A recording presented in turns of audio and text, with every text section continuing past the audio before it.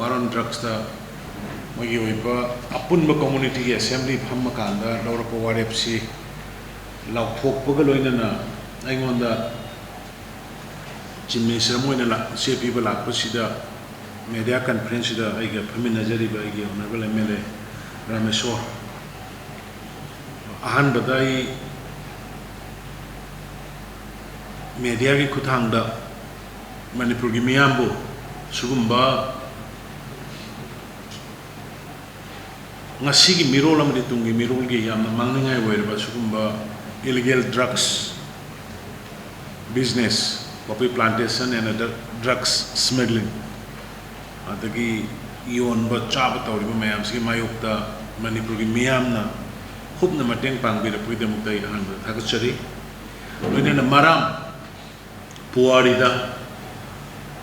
Manipur ga thaduk na yadraba matam dugi iningthau palingi matam gi puari dagi thaduk na yadraba yam nusiba puari ima ingele singda satpa ingele sinadana ken kiba pamui da ko haina madugi saithar ga leiriba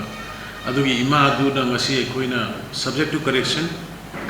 ngasi lango laire bi haina leiriba si ima adugi saktam ne na haiba sui koina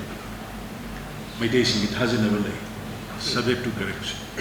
aduna adugi mamangi relationship adu ngasi dia muk na hona ningsingalle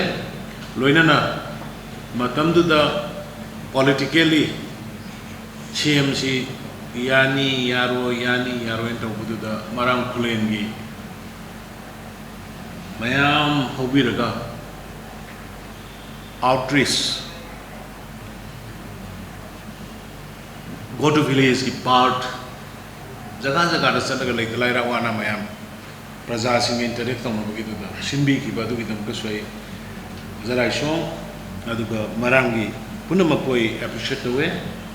maduda I time misunderstanding khara thoe haidana adubu ishorna achumbadu ojara shonga gi relationship only friendship kadi gi friendship ekoi human miyoi ga moina mehoron de ekoi huminar ba ama wona ko punna nusi janana laiminna ba development punna tongminna ba ekoi punna nungai minna ba tam khakta sing khakta khaidong madaba tamsu sakotpa chingru sakotpa mutual respect adudai dai koi tinajabani khangjabani nothing else aduna madudai da mayamgi ngasai weaving gi handloom gi haiki badam this is fact madudai da aina sapadu da maramgi ima sing isan sing ise sing madudai da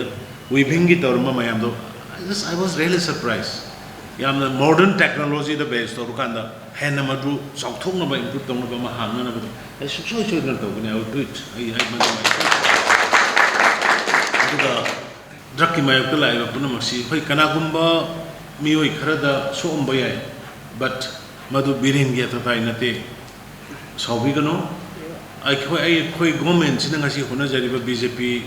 government sin ngasi hona jari ba sidi ngasi gi mirol amade tungi mirol kanna ba dam ta tawjabani drug sin yam sathi na manghan ba si kadai ba manghan ge kan da si orphan mama mapa lai jadra angang gi masing henkal e orphan school masing henkal e no gi kano si aduna society da unrest oirakwa missing handarakwa sigi pot mayam se eka masidagi thimna ba dawbani kana gumba community amagi kana gumba jati amagi against nate aina tawrba karbardo thingakpi pen da nungai da baleramani but madumana laibaki issue eno on topic no laibaki kana oina moment eno on topic no aina tawrba potugi yadabani haiba individual on the puto kanda community on the puto pidana by appeal tawninge amana marangi laura iba ngasi gi decision akhoi gi lam area manungda sugumagi allegation kano illegal drugsing makal amatagi business tawloi thahaloi aduga even madudai da sathok chasin karba to bolai bai khoi gi marakta labor haiba phawda task force shema kanda women's body yauna khogi nupa yauna student body yauna sheme ga haiba yamna encouraging oiba si atai Manipur gi praja puna mangna tamningai ni laikai da sumaina anti drug ki movement si sagat ma mathok tai haidana I masima haningi adunai once again ai maram gi chilno mayam puna koi ai thamoi dagi ai hanna nai thagat chari amadi ikai kun bu chari masi dagi ai aina tawramba karbar drug ki tawramba sing doi tokchare angang sing da drug yolamba school gi bag ta drug thengner ko tablet thengner ko yam sati nei koi da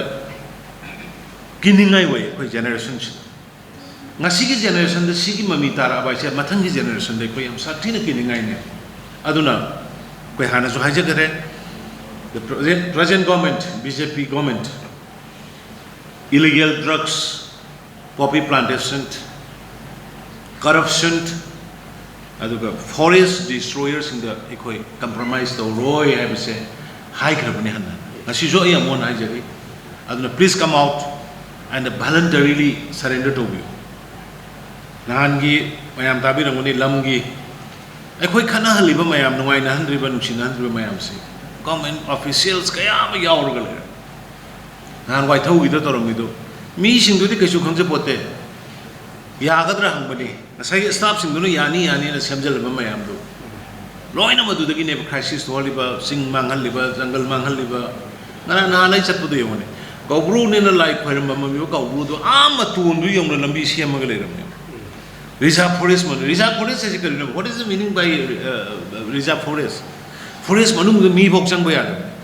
sa yo ko jungle marak sidai da koina gari changa ga gari lambi mayam sema tor sa kai leini forest kai leini aduna sugumba ikoi tayon na basing government gi officer sing chu bureaucrat sing chu appeal tori laiga ki khallaga thabuk tokyo ai gi personal friend circle maru mapang kangna sana bagi base da thabuk tobi gano laiga ki khallaga ngasi gi mirol gi khallaga nation gi khallaga environment gi khallaga miyam gi punsi gi khallaga na thabuk tobiu haina appeal tokjari as a mass movement the peoples of from the hilly areas have already come out and openly announced to eradicate all kind of illegal drugs related things including poppy plantation.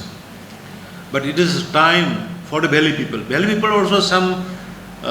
area has already started those affected area by the drugs. I already mentioned in some like Lilong, like Ketrigao, like my Kairang, Hingang, then Kairao,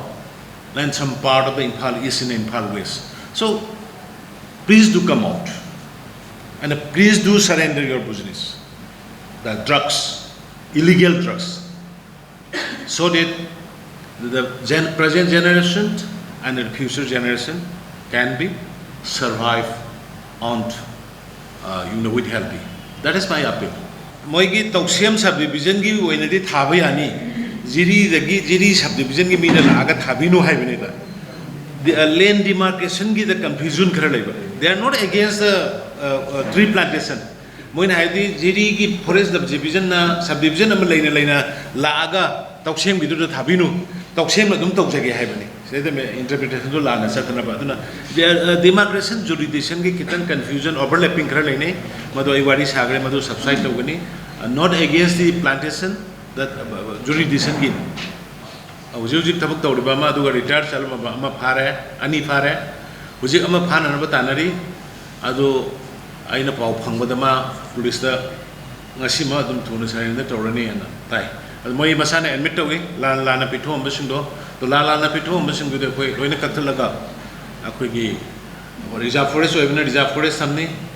Aduga, quickie, Gomangil, and even a Gomangil, and on a thumbnail,